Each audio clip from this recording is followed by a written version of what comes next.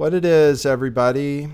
Thanks for joining me today. Today I'm being interviewed, actually, but I'm streaming it live on my channel because Marty's not on YouTube anymore. Actually, he was one of the first casualties during the purge. I think it was for Sandy Hook. Anyway, he's going to be interviewing me. I just want to let you guys know what's going on. We're going to do an hour, and then the second hour is going to be exclusive to Marty Leeds members for his website. So he'll tell you about that. Hey, Marty. How's it going, man? It's going great. How are you doing? Good. Thanks for doing this. I appreciate it. Thanks for asking me to be on. You asked me like 20,000 subscribers ago, I think. So yeah, I was going to have you on actually last. This is the third season I've done of this broadcast, and I was going to ask you on last time, but then I pretty much had to stop it. So yeah, just because I got too busy. I mean, this stuff takes up so much time, as you know. So. What are you doing? Just so my people know, you were taken off YouTube for Sandy Hook. Was that it for Sandy Hook videos? No. I had several videos that had strikes. I did a video called Dear Wolfgang that got a strike, and then I interviewed. I don't even know if we can talk about this stuff. Are these? I don't know. YouTube's. Yeah, I don't know what I could even say. I had Wolfgang YouTube's on. Bot's gonna come and like shut this whole thing down. All of a sudden, I say Sandy Hook and just the whole stream goes down or something. I don't know. I think we're okay. Okay. Yeah, so I got a strike on Dear Wolfgang, and then I did an interview with Wolfgang. I got a strike for that. And then I let those, 3 months pass or whatever. And then my entire channel just got taken down because I did a documentary called We Need to Talk About the Jews. Oh, and I also did a video called Am I an Anti-Semite? That got struck. And then I did another video about what was going on prior to the Sandy Hook school shooting, and that got shut down. Oh, wow. Within about a day or two, my entire channel went down. So I'm still on YouTube, Marty Leeds Live, if anybody wants to find me. But that's what happened. You got taken down too, right? Yeah, twice. I had my channel terminated or suspended or whatever you want to call it. Once it was about 3 months. And then I got it back. And then once it was much shorter because the third strike was, not right. So I got it back. And then lately I've just been having better luck. I had my How Big videos taken down too. Actually, my channel was, until the last time I was able to go live, it had 4 or 5 strikes, but they didn't take the channel down. And then I had that happen recently where they took down a video, my first video with Michael Whalen, but didn't give me a strike for it.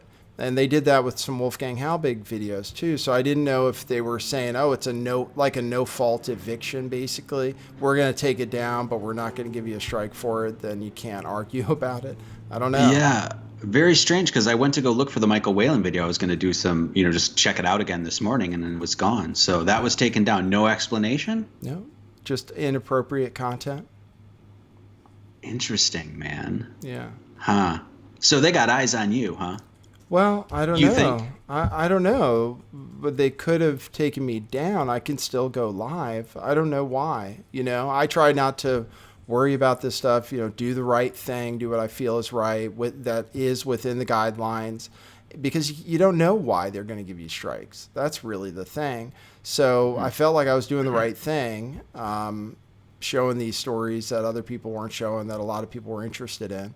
And so far, so good, except for that one show, which is interesting because that was featured and embedded in Media Matters article saying that it was a far-right conspiracy. They embedded that video in the it was in Vice's version of it too, embedded in there, and that's the video that got taken down. So if it was so offensive, then why did they put it in their articles? That's crazy, man. Yeah. So how do you move forward now doing this? Because you're basically doing this as a job now, right? This is sort of your full-time gig. Yeah, I've been doing it that way, even though it's been a cash sink, negative business for a while. But I live with my dad, and I've been able to get by. But yeah, and then we started this T-shirt thing earlier this year, my wife and I, and she was a fashion designer, so it worked out. And we come up with ideas for T-shirts and stuff that are pretty simple. And so I do that too. And between everything, maybe just starting now, I might be able to think about moving out of my dad's house. I can start thinking about it. Yeah. I mean, do you have any faith in any? I mean, when my video went down, they also took it down on BitChute, which I was. Really? I mean, it wasn't even. I didn't even post it. It was somebody else that posted it, and it went down the same day. And so people are like, "Well, yeah, the censorship campaign. It's rolling through Twitter and it's rolling through YouTube, but we can just get off these platforms and be safe on these other ones." I really don't see that happening at all. In fact. My webmaster guy just had one of his sites threatened from WordPress, and I know Jay's Analysis just got taken down there's a few others as well that WordPress went and took them down. So it doesn't really seem like there's any outlet that's safe, because people are like, well, forget YouTube and go over to Twitch and put your focus there. But I don't really see this lasting. I don't know. What's your thoughts? I don't know. I can't say. I use multiple platforms just in case, but YouTube really is where it's at.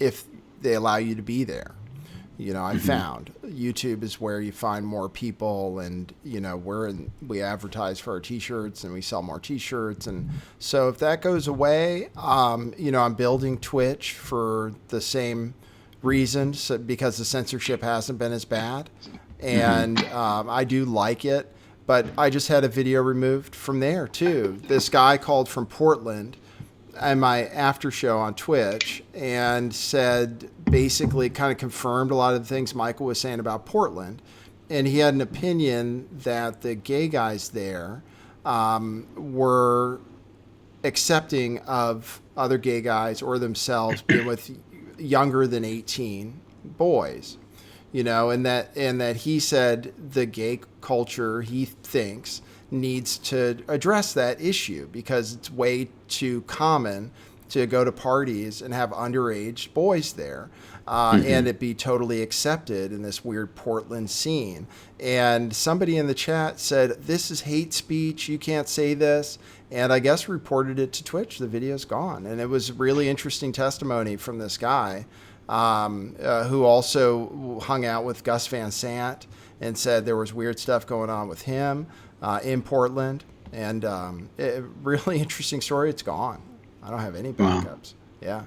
Yeah, I mean, there's really no safe place on the internet anymore. I mean, you seem like you're very careful about this stuff, as far as like what you will say, what you won't. You bring a lot of skepticism to a lot of these conversations, right? I mean, that's what I've gathered from watching you. I mean, yeah, I just don't even know where it's going to go. I don't know how much like effort and focus I want to put into any of these platforms, knowing that it can just get switched off like that. So and I'm not a citizen journalist like yourself. There's a lot of people like you, guys like Random Rants of Ryan and Honeybee and things like that are trying to do this. But it seems like a year from now or something like this, I feel like we're in the Wild West of the internet right now, is how I say it. I mean, I don't know what your thoughts on that are. Yeah, well, people have a lot of ideas. A lot of the people have been criticizing what I've been doing on my channel say that you get tons of shit, man. I know. I don't know what it is about me. So, okay. Speaking of, I actually had a list of questions for you that I gathered from your comment section. Do you mind if I ask you? Sure. Okay, let's go in this. It's a little hit list. Okay. Right. Are you Mossad? No. If I were, though, it'd be cool, because I always talk about Mossad being, an evil entity that is all over, Anyway, that would be weird. But no, I'm not. Okay, and you don't work for Benjamin Netanyahu. When's the last time you've seen his kids? Now, is that a trick question? No, I was literally just going through comment section. I was like, okay, are you CIA? No, not CIA. You're not a COINTEL disinfo shill? No. When's the last time you cashed a check from Russia? I don't know. No one from Russia has bought any T-shirts yet, but there was a short time when I was covering the stuff going on in Syria, when a person with a Russian last name bought a lot of stuff from us. So. Oh, really? So maybe that was indirect support from a Russian. It's possible. You know. That's going to come and bite you in the ass. Okay, so what was the other? Oh, do you blink? That was the other thing. Does this guy blink? I think so. I thought I just saw you do it. Okay, sorry. I was like thumbing through these comment sections and seeing the craziness because I get it too. And so I was just wondering. So in fact, the first comment I got, just to make you feel uncomfortable here, this is the first comment I got. Somebody went to your channel and said, "Oh, I saw you're going to be on Lift the Veil this morning." And the comment was, "So you're on Nathan today. Who's blowing who?" Oh, that was the. That's hate speech.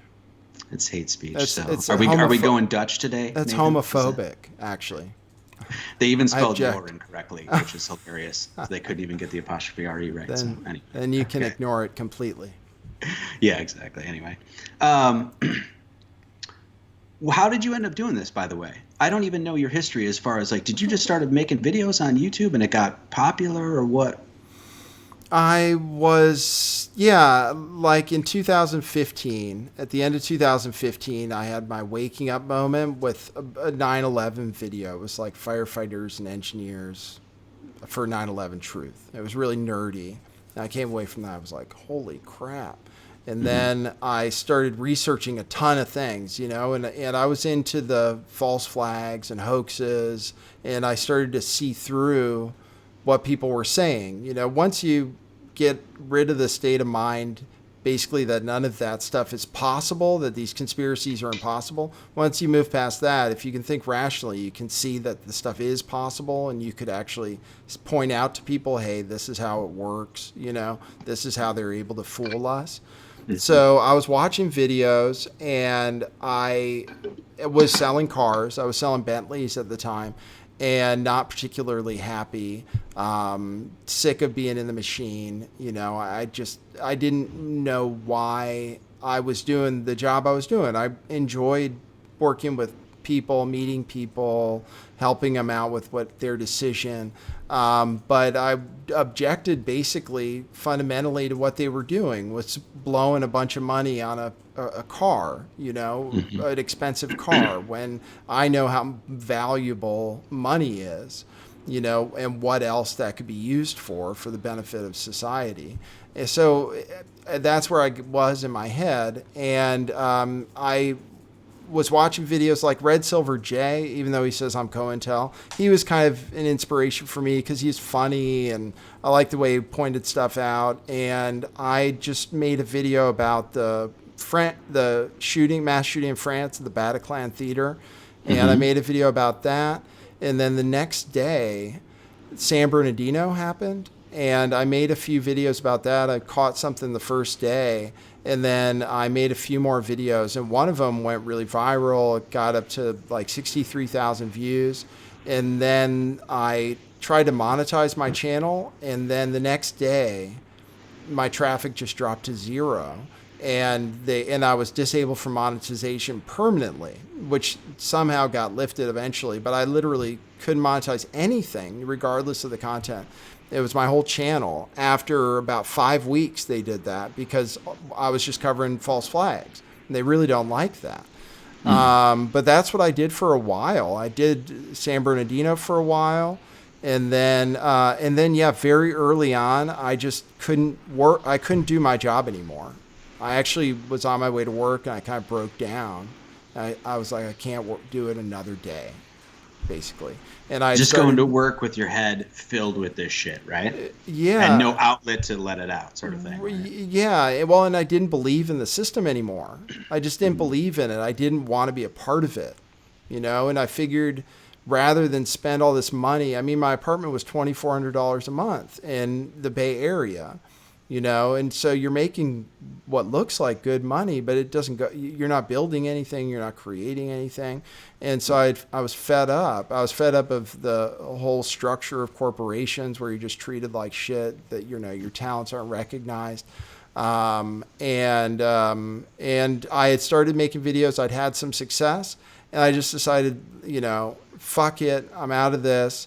My mom had passed, and so my dad was here at his house. He was nice enough to house me for a little while and let me stick around. And I just wanted to focus on this. And I just thought, for some reason, I had this stupid idea that it would work out, that I was super optimistic. I said, oh no, I can do this. People like it. People are willing to support it. But it's been up until about now that where maybe I can. Maybe I can. If I don't get shut down off YouTube, which could happen tomorrow.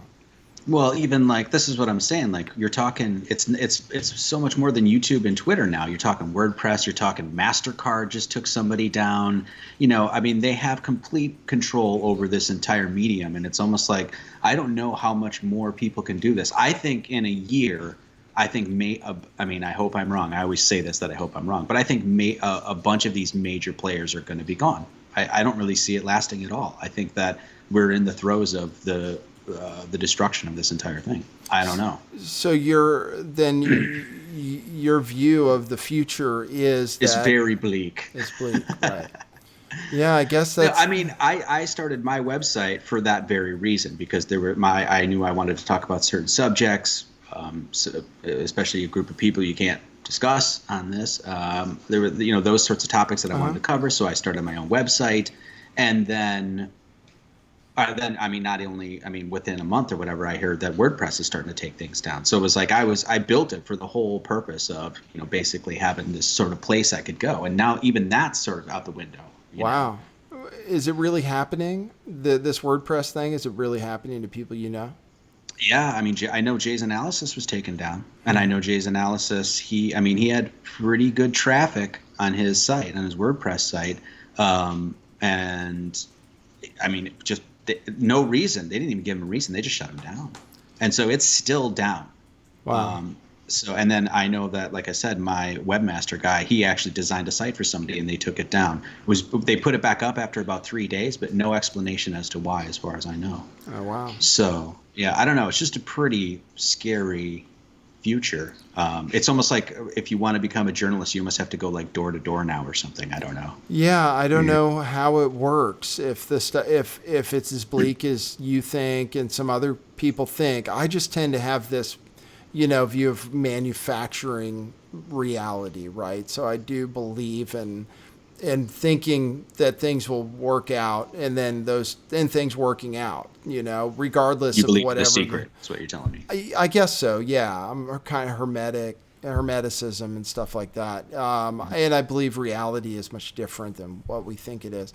And elastic. It can be different. So I try to look at the optimistic view, like the Republicans should want to regulate the platforms at this point, and they should want to do that before the midterm elections. So it is possible. I mean, if they regulate these things, we have a chance. At least then there are rules. Right now, there are no rules. That's the thing. If we just knew what got you a strike, then we would just not do those things. We'd figure it out. We'd figure out a way around it. It's just that you don't know. You talk about this kid hog in any way at all, and you get a strike. And who knew? If people had known, they would have not done it. But it's a wild, wild west in that sense, in the sense that there are no rules. But I think the government could come in, and then things would be great. I mean, you don't have much faith in. I mean, like a lot of people, you don't have much faith in the government, right? I mean, I think a lot of people, especially after this last election, I know there's a lot of Q fans and things like that, but to me, I think the last election showed very clearly for people that have been on that sort of status train or whatever, that both sides are controlled. There's no question for me.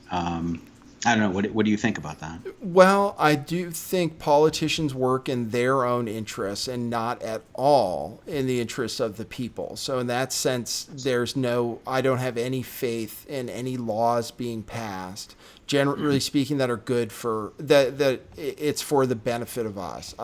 It just doesn't seem that way. It's all a corporate structure.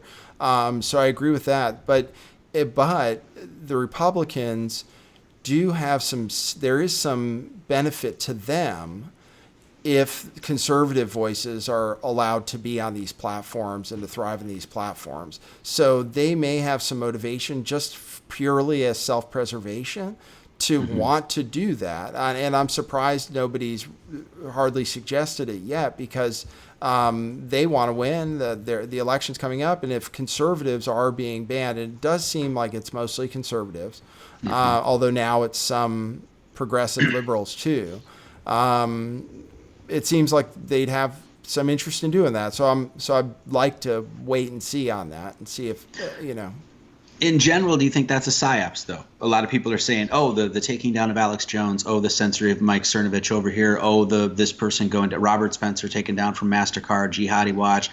Is that part of the psyops as well? Because a lot of people say, yeah, that this is all just planned to, essentially, control the opposition, take control of, right. The Alex Jones thing is really weird. I wouldn't have thought it's very strange. Very strange. All the platforms taking down him, who doesn't really break any rules, I don't think. And why? And he has legal resources, and I would think he'd have a case. He uses it to make an income. He's within the rules and should be allowed to be there. I would think he might have a case. And would have the resources to get himself back up. I'm really surprised. I'm really surprised he's gone, and I wonder if it is some kind of psyop. It could be that these companies, because Zuckerberg said in his testifying that he would welcome regulation. And I think maybe they would. In a lot of ways, I think they don't care about the videos themselves in a lot of ways. Google, YouTube, in general, they want videos that people watch, that they spend time watching, and they're not really concerned with the content because they make money on everything and they make money on what people watch. So I think in as much as they may have a political motivation, I feel like they mostly remove things due to outside pressure. Because everybody was trying to take down Alex Jones, and then they see it as something they have to respond to, and then they take it down. Or because the news was going crazy about David Hogg and this Parkland thing, they had to take action and take it down. Because Sandy Hook was suing Alex Jones, and they're on all these talk shows, they go after everything with Sandy Hook.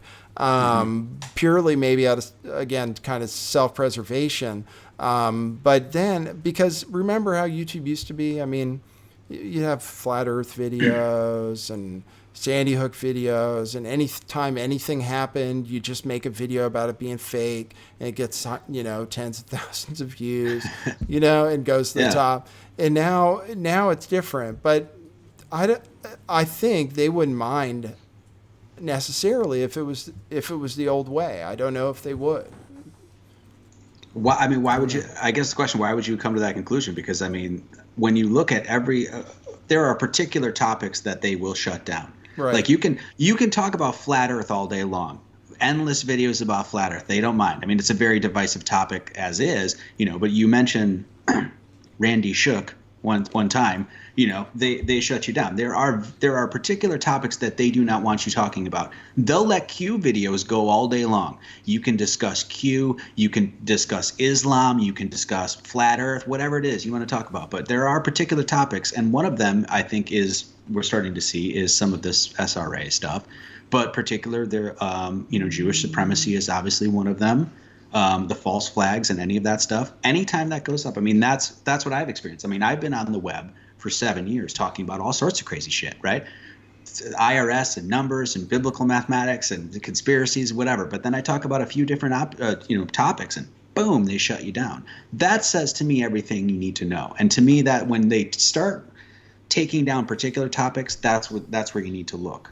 And I know you don't really talk too much about Jewish supremacy. I know you discuss Zionism and things like that in your channel, but that is obviously a topic that they do not want you talking about.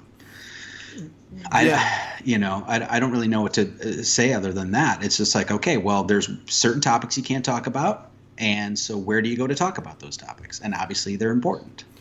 Well, what's interesting regarding the Jewish supremacy thing, and I started to get into it. I went into Chabad, which is Jewish supremacist, and tied up with Donald Trump, and I really started and I started to see the thing where people would slip in that, well, Ashkenazi Jews have higher IQs than everybody else, so that's why they're in positions of power. And I just thought to myself, well, that's a supremacist point of view, and then I started looking into the way Jews are indoctrinated, to be told that they're, first of all, everybody hates them, everybody wants to destroy them, and that there is something fundamentally different about being Jewish. Anyway, just as far as the topic, I have gotten into it, and I have gotten away with it. And I try to, Jake Morphonius is really good about staying within the lines, and he talks about Zionism and Jewish supremacy and stuff.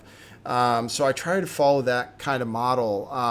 But what's interesting, even regarding that, is there are channels now that are entirely dedicated to that. And then and I don't know if you've been on YouTube lately, but there are just trolls everywhere that say, name the Jew and this Patrick Little thing. And, but there are whole sections of YouTube doing that and get a lot of views doing it. And for some reason, it's still up. And you see a lot of what people would call anti-Semitic talk in the chats too, which I worry about. I worry about them trying to shut everything down on that front, saying, look at all this Jew hate. We need to take these videos down. But it's unpredictable. Yeah, I mean, even like Blackstone, though, like when he talks about it, he literally has to self-censor and say bleepish. Yeah, he did say that. Yeah. Which to me is just insane. It's like saying the N-word. Everyone knows what you're saying. I mean, it's not like you're just saying the N-word to quote somebody saying the N-word. It's like if you actually use the N-word, and you know what I'm saying? Like, right. You can't even say these things. You have to self-censor to the point where it's like, doesn't that tell you something? Doesn't that tell everybody something? That's obviously a topic that we should be focused on. I don't know. Right. It's crazy to me. I mean, I love Jake Morphonius. I'm going to ask him on the show, hopefully, eventually, but he does great work. I mean, I think a lot of these journalists, there's a lot of real journalists that are starting to come out from all of the bullshit, if you will. And honestly, I mean, not trying to blow smoke up your ass or anything, but I think that you're doing good work on a lot of this SRA stuff. I think you're becoming one of them. I see Ava Bartlett, I see Jake Morphonius, I see some of these other cats we're actually starting to see real journalism instead of the CNN, CBS, NBC bullshit we've been fed our entire life. And it's kind of nice. But the thing that scares me is like, I'm not going to be able to, get this information anymore. Right. Everybody's under threat. So right. I know we've been talking about censorship for a half hour here, but it's a serious thing. I mean, like I said, when we had this conversation, I didn't even know if this thing is going to get shut down or if it's going to, I have no idea. Right. It's so ambiguous. Right. Well, all I can try to do is I try to do the right thing, stay within the lines, not, truly not say anything offensive, but say, what I think at the same time. And then, the Bible says, if you do the right thing, that you'll be protected, right? Basically. So I don't know. That's the way I try to approach things, and then take things as they come, rather than worrying necessarily about being shut down. Just knowing that if that's what happens, then that's what happens. We move on to the next thing. And, it's a new reality. If that happens, then that's a new reality.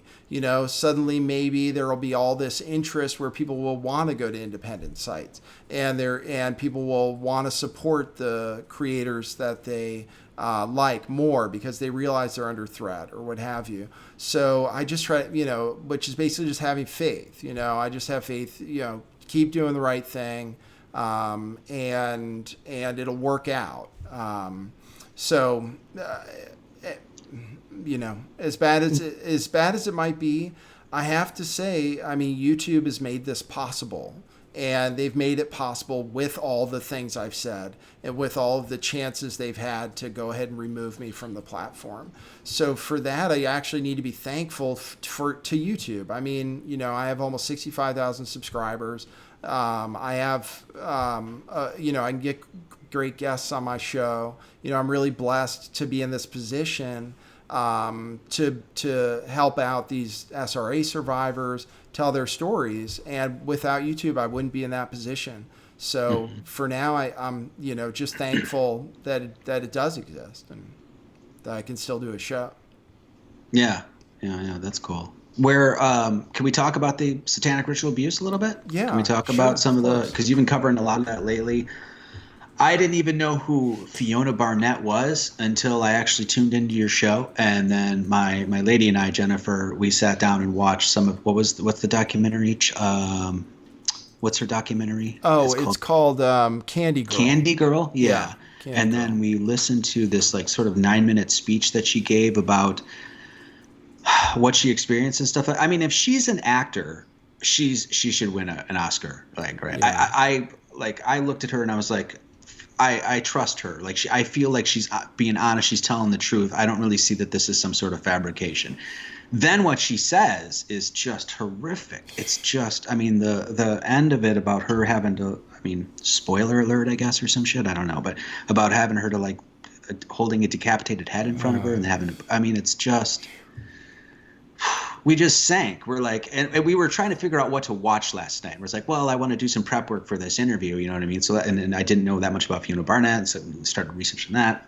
And it was either that or I was going to watch something on MK Ultra. I was going to watch the rest of the True Stream news media that heard they recent documentary that they put out. I was like, Jesus Christ, this is what I have to choose between. You know, it's just it's horrific. How do you?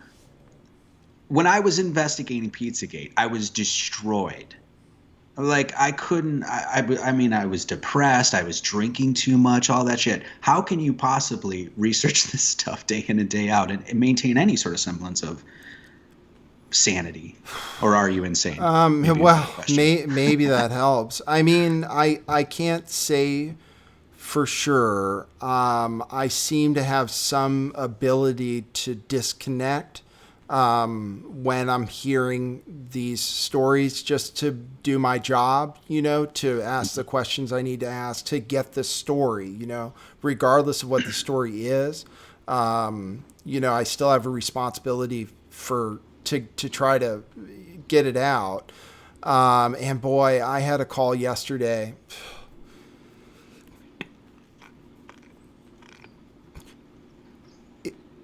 It is hard, but I don't want that to get in the way of getting these stories out, because you know these people don't want sympathy. They want somebody who will listen to their story, who will ask them the hard questions, who will verify that they're real, and just be there to get it out. Sorry, I don't mean to make things so intense here or anything No, like that. no, it's okay. That's what it was for me. I when I was researching the Pedogate Pizzagate stuff, there was several times. I mean, I'm not afraid to say it. I broke down and cried. It was fucking horrific. You know, and I remember at the time I wasn't in control of my emotions either. I mean, I remember I ended up screaming at ODD TV, and I had to apologize later. But when the people were coming out and saying it was the psyops and all of that sort of stuff, it really kind of affected me, because I kind of saw what we're seeing now, that there is a subculture that's built around this shit. It's an entire subculture, and it affects, I mean, everyone. And as far as your media, entertainment, and then even in your hometowns. Like I used to live right down the street from Voodoo Donuts. I mean, I used to live, and Right. I would see that sort of underbelly sort of subculture happening. Not the pedophilia. I didn't know nothing about that. But I think you know what I'm saying, right? Mm-hmm. Just those hints of the little satanic ideologies that are sort of plastered everywhere. Mm-hmm. And yeah.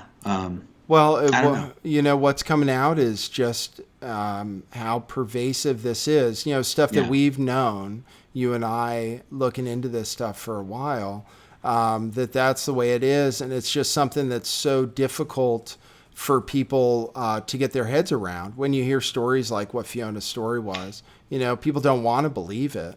So now we have a chance to get those stories out in front of people. And, Fiona's been doing this for, I think, almost 20 years. And only right now, people are starting to follow her. People are starting to believe these stories. So there's a real change happening where suddenly a lot of people are interested and are willing to believe, survivors.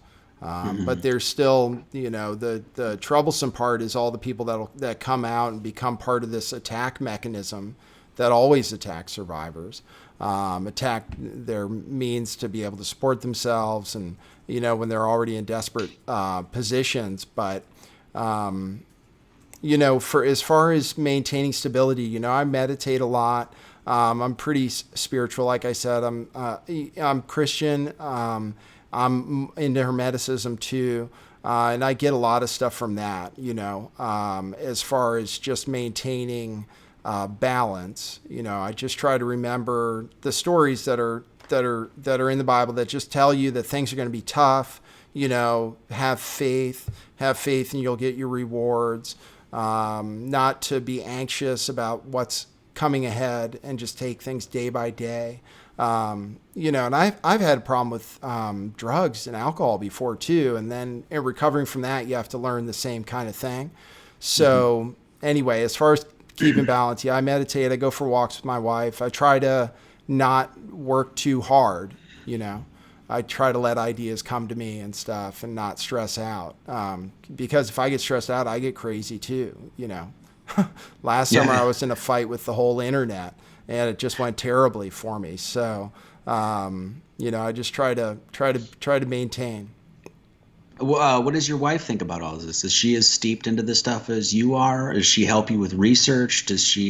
How does she feel about this? I mean, Jennifer almost puked.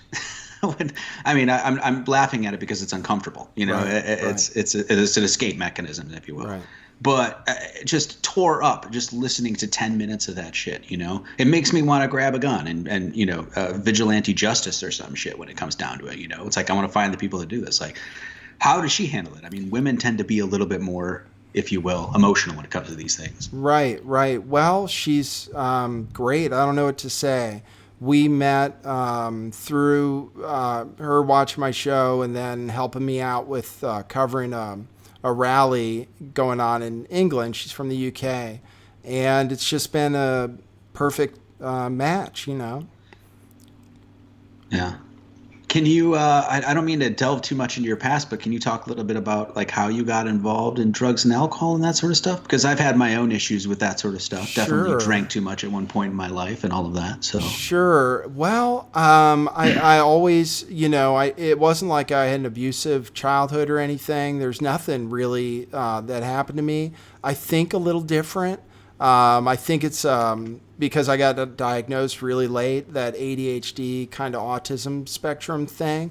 So where I couldn't maintain relationships really well. And I had this kind of, I guess, not thrill seeking, but seeking kind of extremes. So I would drink, a lot. I would do a lot of drugs. And then I got hooked on opioids, which is terrible. And then benzos on top of that. And then I cleaned up from that. But then I was always into looking for stimulants, like cocaine or meth or whatever. And then anyway, eventually I had like a spiritual awakening, I guess you could say, kind of an experience that was beyond the normal realms of reality. And then I kind of, slowly let go of all that stuff. I let go of my bad habits. I'm a vegetarian. I don't drink at all. And I'm really happy that way. I feel great. I really feel great. And I've just, I guess, gotten more spiritual, more in touch with God. And want to be, and I feel like a lot of the things we experience are spiritual attacks. And so what really happened is I just wanted to make sure there were no ways to get in, no ways for those spiritual attacks to get through, no weaknesses, So that's why I got rid of any drinking and not eating meat and stuff, just to make sure I'm as spiritually protected as possible. So. What I think Richie from Boston calls it the full armor of God. Yeah, I believe in that. It's true. Yeah, I mean, I agree. Yeah, I think in order to deal with this stuff, you need a pretty thick skin, pretty heavy shell around you. And if you think that you're going to go into, especially when you get into perverse theologies, if you think that you're going to go in there and get out of that rabbit hole without having God on your side, I think you're an utter fool. Yeah, I just do. I think you need some sort of spiritual backing. Yeah, But and you notice that all these survivors have some kind of deep faith. You know, there's hmm something that made them be able to overcome, the obstacles to get where they got. did you ever, as a child, when you talk about all the satanic ritual abuse and killings and all the child, abductions and stuff, did you ever experience any of that? Like in high school, did you ever know anybody? Did you ever hear of anything? Nope. No, Yeah. never. It's nope. I was looking into the truth, and I was reading some long. It's actually a really cool book, I guess. It's actually called "Lifting the Veil," and it has the whole description of the New World Order, and then finishes with the part about MK Ultra and this child trafficking, child murder, child torture, and it was the last thing I ever got into as far as truth related stuff because I didn't want to believe it. And I looked into it and I did my research and I determined that stuff really happens, and then just wanted to expose it to people. And I was looking into Pizzagate, but then I started looking into and showing people what was going on with the Hampstead kids. hmm That was the first time I really went deep into it and just trying to expose to people what's going on. But no, didn't experience anything out of the ordinary as a kid. In fact, things were, I was pretty well taken care of as far as I know, as good a childhood as I could have. I had a few, like I said, kind of mental issues that made my own life more difficult, but I don't remember any weird, like criminal activity, anything like that in the schools I hmm went to or anything. Yeah. Yeah, me neither. I never, like, looking back, I can't, there was never a mark in my childhood or anything like that. I was like, oh, that was super weird, you know? Though I did have a friend just contact me from Dubuque, basically kind of where I used to live. And she said that in the last, I think, month or 2 months or something like that, I think 70 to 80 children went missing and just in that area. And it's just like, It's people crazy. always say, I think one of the big criticisms with like the Pizzagate stuff was that, well, where are the victims, right? And then you say, well, you see all these satanic ritual abuse survivors that are scared as shit to come out and even talk about it. I completely understand that. Whatever you may think about like homosexuality or whatever like that, how hard is it for a person to just come out and say that they're a homosexual or whatever, right? That's a life-changing event for a lot of people. Imagine if you were raped and tortured and saw people murdered and to come out and say that, knowing that the police are probably behind it. I mean, Right. I completely understand that. Um, what the hell was I talking about? I was going somewhere with that. Oh yeah, the thing about Pizzagate. People say, well, "Where are the victims? Where are the victims?" Well, how many people go fucking missing a year? I mean, hundreds to thousands, as far as I know. I just saw a stat from UNICEF or whatever the hell the Hmm. organization is, right? That said 12 million kids a year. It's I crazy. mean, if that number was 1 million to me, that would be 1 million too many kind of thing. It's Right. it's insane. So when people say where are the victims, well, look around your world. I mean, but basically the thing with Pizzagate, I don't know how you feel about it. Maybe we can talk a little bit about this, but with Pizzagate, it's just like you said. When people brought it up, like when the first time I heard about Pizzagate, child trafficking, child abducting, SRA, that sort of stuff, everyone knew what was going on. It wasn't like, oh, really? What? Oh, it was like, you heard of this before. What was really unveiled with that, or is starting to be unveiled, is like you said, the pervasiveness of this. You're talking about a worldwide organized child trafficking ring. That's what you're talking about, the highest levels. And then you say, well, where are these kids? I don't know. Maybe they're in getting fucked in Australia or something like that, and they were stolen from America, kind of thing.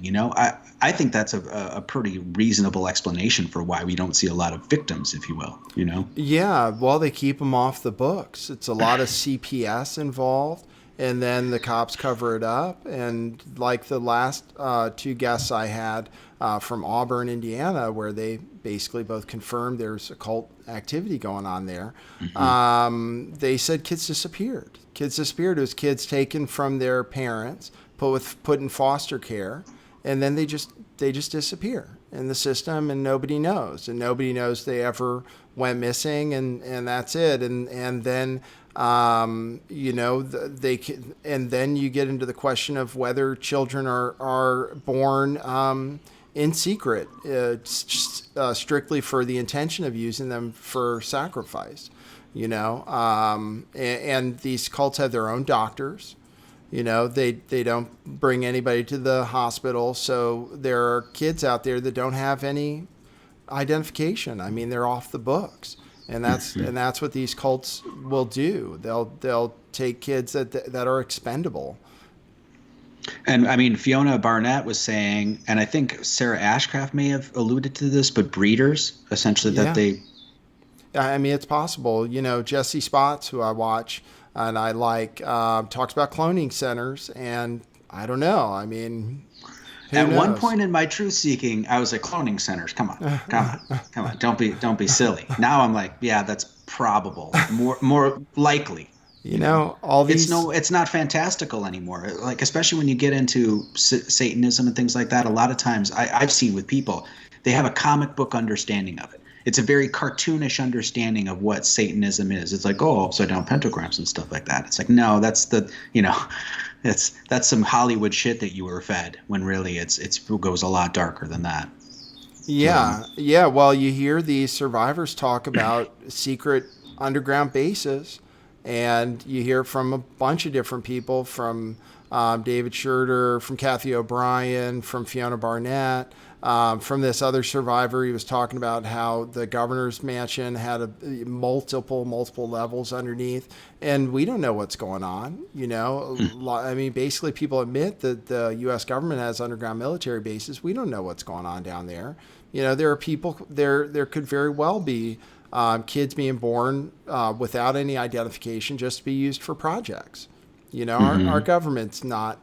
There's nothing in our government's history that says that can't be happening right now, and that they wouldn't go ahead and justify it somehow. Creating super soldiers, or it's totally possible that that's happening. I mean, I don't think we have enough evidence to say it is, but as far as this, where's the victims? I mean, you find the victims, you find them about 30 years later when they're finally ready to talk about it. It's children don't have a voice for themselves, and when they go to authority, it's a predictable result. They get shut down, whether it's their parents or whether it's law enforcement. They talking. They're not able to talk. They aren't able to speak for themselves. They need somebody else to speak up for them. Yeah. Can we talk a little bit about so like how a lot of the new revelations, like Isaac Cappy and some of the other stuff that's coming out, how does this relate to Pizzagate? I'm going to do I'm going to have Random Rants Orion on. I think Random Rants Orion is too big for my channel anymore now. No, he's gotten too big, but I was going to have him on and do sort of a retrospective of Pizzagate. Yeah. And kind of say, hey, now that it's a couple of years past, let's take a look back at all the information that was, disinfo and real info and speculate, and just go through it all and kind of see how, that's a couple of years now. How does like these new, like Isaac Cappy and Seth Green, that whole thing, how does that relate to Pizzagate for people that don't know? A lot of people that are tuned into your show are probably pretty hip to this. It's kind of a review, but for my show, they might not, Well, to be honest, besides that it's the same kind of activity, this strong connection to Pizzagate came up when Michael Whalen said that 3 of the people he was confronted with, who told him that they were involved in child trafficking, he said as an intimidation tactic, basically for them to say, we were involved with it, we got away with it, and we're going to get away with it this time. They said they were connected to James Alefantis, that they were there in D.C. when that was going on, when Pizzagate was going on, and they said, we got away with it then, and we're going to get away with it here in Portland. He said they were in the coffin business. He said they built child coffins and stuff, gave the first names, actually 2 names of one of them. One of the people he named, I'm just trying not to be accused of targeting people. So one of the people he named, though, was well known from the Pizzagate investigation. He was the guy in the photo with his daughter with the beads around his neck, and Jimmy commented, chicken lovers or chicken lover. Yeah. It's that guy who is in Portland right now making coffins, and so are the other 2. people that he mentioned. And you can tie them directly to Comet, and you can tie them directly to Portland where they're making coffins, which is what he said. And that is a huge connection. That's the most direct connection I can think of. So say what you will about that. I mean, David Brock has come out. He was the first person to come out attacking me. Does he have something to hide in this whole thing with his connection to Alefantis? Right. I mean, it's just so strange that why would David Brock come out and attack just some random YouTube? Because, I mean, 60,000 subscriber. When he attacked you, how many subscribers did you have? 50,000 or something. I mean, no offense, but that's a drop in the bucket for most YouTube. It really is, Right. 50,000, even 100,000 to some of these channels. Like, there's channels of millions of subscribers, Yeah. It's like, why would you go out of your way to attack somebody who's basically just a drop in the bucket on YouTube? That's what I think about my channel, too. Like, I mean, when my channel went down 46,000 subscribers and like that, I mean, I'm essentially a nobody when it comes down to it, Right. Why would you go out of your way to attack me? Is it maybe because you have something to say? Really, that's what you have to ask. Why are they trying to say, why is the media trying to say that it's a right-wing conspiracy? Why are they trying to cover it up? What's their motive? Why wouldn't they? Why wouldn't they? Anyway, it's really interesting. It's really interesting to see how the media reacts, and I'm curious what the next round will be. Just given the other guests I've had on my show, I just wonder, with all the people that seem to be interested in this and all the people watching it, I wonder how the media might address it. If it keeps building in momentum and turns into something that has a critical mass, the media will have to say something about it. And I'm just curious what they're going to say, to come across as if they're not attacking victims of, sexual abuse. You've come full circle with it, though, because I think at first you're skeptical about a lot of things as far as I see. When Pizzagate first hit, you were very skeptical, right? I mean, I know that you kind of put some, not hit pieces out or whatever, but like David Seaman and stuff like that, kind of getting that ball rolling. Mm-hmm. Where are you now? You kind of come full circle and sort of looking back. I mean, for me, when I looked at Pizzagate, when you look at all the quote-unquote false flags and psyops that are sort of put out in major media, it seems pretty clear for me that when it's a false flag, they feed you all the information that they want you to know, whether it's a shooting in the middle of a desert somewhere in Nevada, and they feed you, here's the information, this is how many guns, this is who it is, this is the floor he was at, this is the, it said Pizzagate wasn't like that. Pizzagate, it was months of where they didn't say shit, and then all of a sudden Stephen Colbert has to come out and make fun of it on late night. Right. Where are you with that now? Do you look back and be like, oh, okay, well, maybe there was legitimacy there? And yeah, well, I do. And I remember that there was a lot of circumstantial evidence. The Instagram stuff, I mean, how else do you explain some of it? And by the way, that guy who Michael mentioned as one of the people, it's his daughter that's in that picture with her arms taped down, by the way, and she was kind of well known in the whole Pizzagate thing. Well, because of people like David Seaman and Alex Jones pushing Pizzagate, and only really using the emails as evidence, and not looking at the rest of the stuff that people had found, which I thought is what really fleshed things out. To me, the emails weren't that great. To me, I was able to even think of them in a way where maybe it was just people talking, and that's the way they talk, and it's kind of weird. But I could almost justify it being normal emails, which I guess is crazy for most people. But even so, there was so much other evidence. I mean, the symbols on Besta Pizza, the stuff around there with and then the double hearts in the bookstore, and all the connections to Hillary Clinton, who's been implicated in all kinds of things, and we know is a type of demon. And then to David Brock, and then seeing all the Instagram photos, which were really bad. And then I had Random Rants of Ryan on my show to talk to me about it. And he kind of convinced me that it was a real thing, that there was really something there. So, and then this latest thing with Portland, I mean, who would have known that 3 of the people connected to it moved to Portland and they're in the coffin business, and apparently they were part of this story with Michael Whalen. I mean, I don't know who would have guessed that part. Yeah, I think there was something there. And it might have been I mean, who knows? It might have been everything people said. There just wasn't enough evidence to convict in the end. And then I think controlled opposition pushed a particular version of the message. And that was like David Seaman and Alex Jones, what they were doing with Pizzagate. That was some kind of controlled psyop. So when I said it was a psyop, it's that part of it, the part of it they wanted us to focus on. Was the part that I felt must have been some kind of psyop.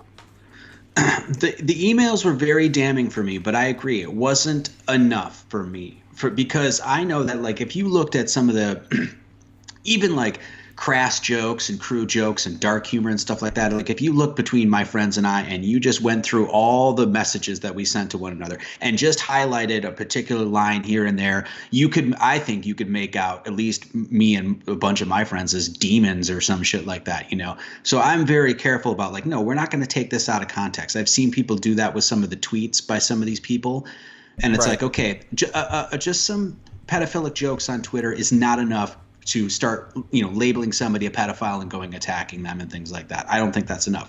But then you get into things, beyond Pizzagate, like what the Rainn Wilson guy. Did you see some of those tweets by him? Yeah. And okay, it's like, that's pretty questionable, right? But now he's a comedian. You can make some leeway there. And then you find out he owns a Haiti charity for little girls. Yeah. And that's where it goes from speculation, conjecture, let's not, mob attack or something like that, to what the fuck is going on there? Yeah. That's enough for me. So that's kind of where it went with Pizzagate as well. We got these emails. They're speaking in code. Who knows what they're saying? But then you topple on Comet Ping Pong and the FBI codes, and then everything that goes on with the Clintons and everything. It's too much. It's too much. And Abramovich. And, of course. And now we're just seeing, and the other thing is as we've had more time, we see the same pattern. So where if people were questioning whether this pizza thing was a thing, well, now we see it everywhere. You see it with Macaulay Culkin. You see it related to Voodoo Donuts, this pizza slut thing. And it is something. There is something to that. And there's something to these art shows and these artists. You just see it connected in each one of these cases. And sometimes you get this obsession with death that some of these people have, and it just starts to add up, like you said. Once you see it enough, you start to think, okay, there's really something to this. Mm-hmm.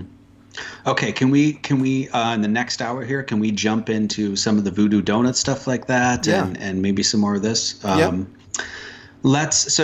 people that are listening, I am with Nathan Stolpman here from Lift the Veil. Do you want to give out your website? Where can people find you? Where do they follow you? Where do they buy your t-shirts? All that. Oh, sure. So on YouTube, it's youtube.com/lifttheveil. On Twitch, where I am a lot, it's twitch.tv/lifttheveil411. You can find me on Twitter at lifttheveil411 under my name, Nathan Stolpman.